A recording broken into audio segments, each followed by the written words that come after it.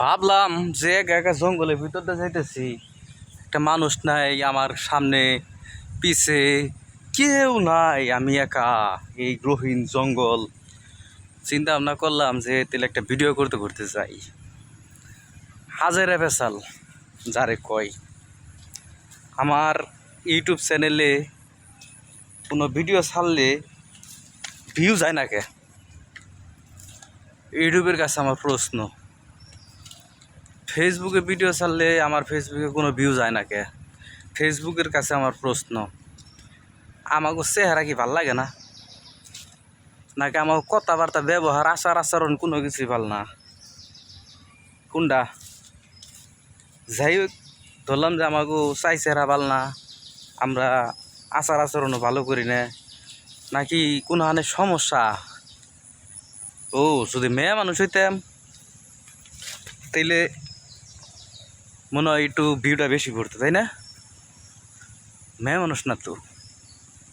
মেয়ে মানুষ হইলে পরে তাইলে মেলা কিছু করা হারতাম, ন্যাকামি সুদি হারতাম, তাইলে ঠিক আছে, তাইলে ভিউ গেত আর মানুষ শেয়ার টেয়ার দিত। অন্ত মানুষও শেয়ার টেয়ার দেয় না, এই কারণে আমাকে ভিডিও ফরিতেও যায় না।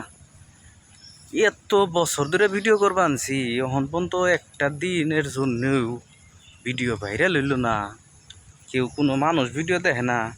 মানুষে ময়নার মা, ময়নার আব্বু, তুতা পাখি, টিয়া জান কলজা কুইয়া ভাইরাল হয়ে গেল গা।